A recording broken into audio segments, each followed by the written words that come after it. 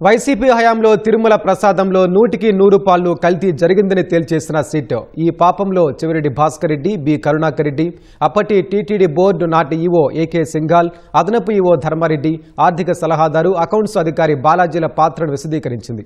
2019 ఆగస్టులో పక్కాగా రూపొందించిన నెయ్యి సేకరణ నిబంధనలు అధికారులు మళ్లీ 5 నెలల్లో సడలించడం కల్తీకి బేజం పడేలా చేసిందని తేల్చి చెప్పింది. నిబంధనల సడలింపులో అధికారులు విచక్షణను విస్మరించారని వెల్లడించింది. తిరుమల లడ్డూ కల్తీపై దర్యాప్తు చేసిన సిట్ ప్రభుత్వానికి ఇటీవల 14 పేజీల లేఖ సమర్పించింది. అందులో కల్తీకి బీజం పడిన వ్యవహారాన్ని వివరించింది. ఆ లేఖ ప్రకారం మొదటగా 2020లో నాటి ఈవో ఏకే సింఘాల్, అదనపు ఈవో ధర్మారెడ్డి, అకౌంట్స్ అధికారి, ఆర్థిక సలహాదారు బాలాజీ టెండర్ నిబంధనల సడలింపు నోట్లను ఆమోదించారు. అంతకు 5 నెలల కిందట వీరే పగడ్బందీ నిబంధనలు రూపొందించారు. తరువాత ఎందుకు సడలిస్తున్నారో కనీసం ఆ నోట్లో ప్రస్తావించలేదు. నెయ్యి కొనుగోలు నిబంధనల్ని సడలిస్తూ పై అధికారులు ఆమోదించిన నోట్ను 2020 ఫిబ్రవరి 29న టీటీడీ బోర్డు కొనుగోళ్ల కమిటీ సిఫార్సు చేసింది. ఆ కమిటీలో బి కరుణాకర్ రెడ్డి, చెవిరెడ్డి భాస్కర్ రెడ్డి ప్రత్యేక ఆహ్వానితులుగా పాల్గొన్నారు. నిబంధనలు సడలించాలంటూ ఈ కమిటీయే సిఫార్సు చేయగా వాటిని 2020 ఫిబ్రవరి 29న టీటీడీ బోర్డు ఆమోదించినట్లు సిట్ పేర్కొంది. నాడు బోర్డు చైర్మన్ గా వైవి సుబ్బారెడ్డి ఉన్నారు. ఇందులో అధికారులు, కొనుగోళ్ల కమిటీ, టీటీడీ బోర్డు పాత్రల్ని సిట్ తన లేఖలో విశదీకరించింది. నిబంధనల సడలింపు వల్లే ఈ కేసులో నిందితులుగా ఉన్న డైరీలో టీటీడీ టెండర్లు పొందేందుకు మార్గం సుగమమైందని సిట్ స్పష్టం చేసింది. దాదాపు 68.17 లక్షల కిలోల రసాయనాలు, నెయ్యి పేరిట సరఫరాకు ఈ నిబంధనల సడలింపే కారణమైంది.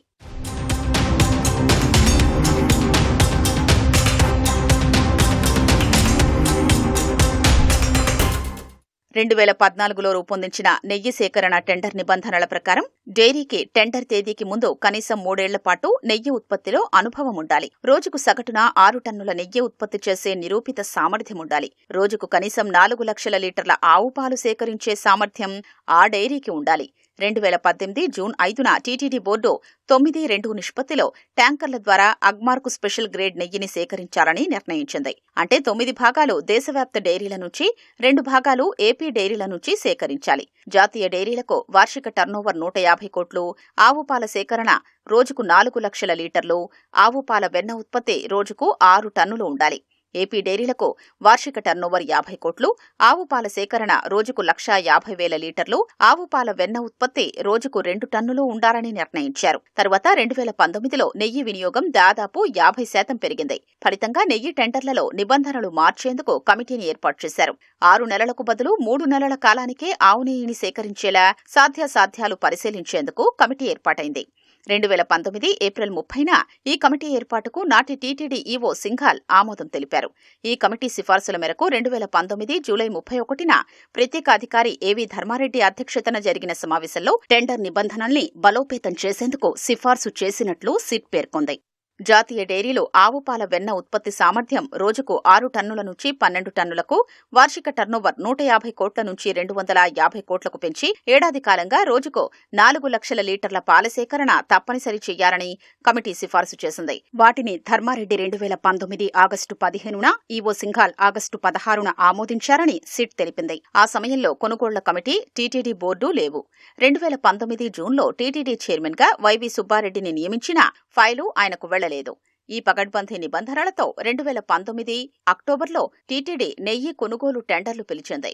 వాటి ద్వారా అర్హత పొందిన వారికి కాంట్రాక్టు ఆమోదిస్తూనే కొనుగోళ్ల కమిటీ నెయ్యి కొనుగోలు టెండర్లు మార్చాలని సిఫార్సు చేసింది. టెండర్లో పాల్గొనే వారి సంఖ్య తక్కువగా ఉంటున్నందున ఎక్కువ మంది పాల్గొనాలంటూ టెండర్ నిబంధనల్ని మార్చాలని కొనుగోళ్ల కమిటీ సిఫార్సు చేసింది. కొనుగోళ్ల కమిటీలో చెవిరెడ్డి భాస్కర్ రెడ్డి, ప్రశాంతిరెడ్డి, కె పార్థసారథి సభ్యులైతే ప్రశాంతిరెడ్డి, పార్థసారథిని కొనుగోళ్ల కమిటీ పిలవకపోగా సభ్యుడు కాని కరుణాకర్ రెడ్డిని ప్రత్యేక ఆహ్వానితులుగా పిలిచి సిఫార్సులు రూపొందించారని సిట్ పేర్కొంది. టెండర్ నిబంధనల్ని మళ్లీ మార్చేందుకు 2019లో ఏర్పాటైన కమిటీకే బాధ్యతలు అప్పగించారు. ఈ నిర్ణయం 2020 జనవరి 6న తీసుకున్నారు. ఐఐఎం లక్నోలో ప్రొఫెసర్గా ఉన్న ఎస్ వెంకట్రమణను నిపుణుడిగా ఈ కమిటీలోకి తీసుకున్నట్లు సిట్ దర్యాప్తులో తేలింది. ఈ కమిటీ సభ్యులతో పాటు procurement general manager P Jagadishwar రెడ్డిని సైతం 2020 జనవరి 23న నిర్వహించిన కమిటీ సమావేశానికి పిలిచారంది. ఈ కమిటీ క్షేత్రస్థాయి పరిశీలన లేకుండా ఎక్కువ సమయం వెచ్చించకుండానే టెండర్ నిబంధనల సడలింపులకు సిఫార్సు చేసినట్లు సిట్ తెలిపింది.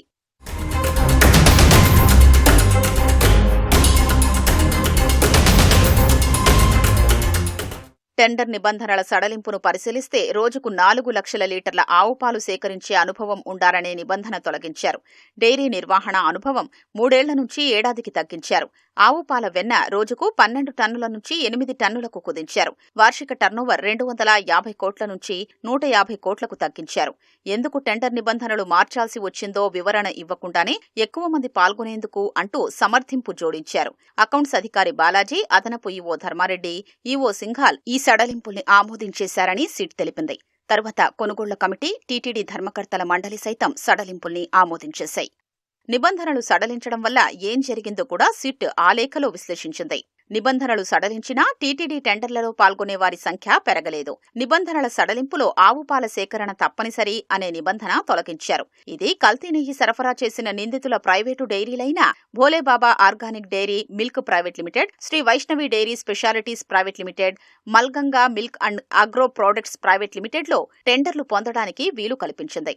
టెండర్ నిబంధనల్ని సడలించడం వల్ల పాలను సేకరించని, తగిన అనుభవం లేని డైరీలు టెండర్లలో పాల్గొనేందుకు వీలు కల్పించింది.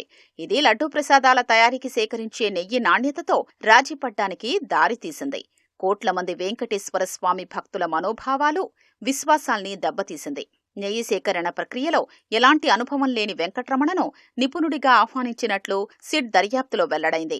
2019 ఆగస్టులో పగడ్బందీ నిబంధనలకు సిఫార్సు చేసిన ఈవో సింఘాల్, అదనపు ఈవో ధర్మారెడ్డి, అకౌంట్స్ అధికారి బాలాజీ 5 నెలల్లోనే అందుకు పూర్తి విరుద్ధమైన సిఫార్సులు చేశారు.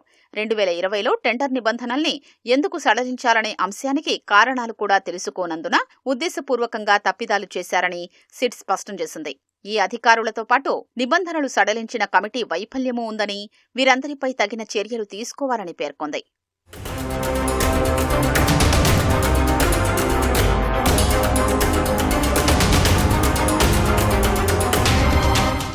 నెయ్యి నాణ్యతపై ఒక అనామక ఫిర్యాదు టీటీడీకి 2022 మే 25న అందింది.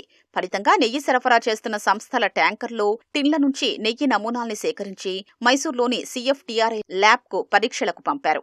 2022 జూన్లో నమూనాలు పంపితే ఆగస్టు 3న నివేదికలు వచ్చాయి. అన్ని నెయ్యి నమూనాల్లో బీటా సిటోస్టెరాల్ ఉనికిని వెల్లడించాయి. అంటే నెయ్యి కల్తీ అయినట్లు నిర్ధారణ అయ్యింది. ఈ పరీక్షా నివేదికల్ని తొక్కిపెట్టారు. 2022 మే 30న అప్పటి ఈవో ధర్మారెడ్డి ఆ టెండర్లలో బీటా సిటోస్టెరాల్ పరామితితో సహా ఆహార భద్రతా ప్రమాణాల నియంత్రణ FSSR చేర్చి డైరీలతో ఒప్పందాలు కుదుర్చుకోవాలని నోట ఆమోదించారు. మళ్లీ 2022 ఆగస్టు 31న అందుకు విరుద్ధమైన నిర్ణయం తీసుకున్నారు. Alpha milk foods, Hathras, premier అగ్రిఫుడ్స్తో సవరించిన ప్రమాణాలు, బీటా సిటోస్టెరాల్తో సహా అనుమతిస్తూ ఒప్పందాలు కుదుర్చుకోవడానికి అవకాశం కల్పించారని సిట్ స్పష్టం చేసింది.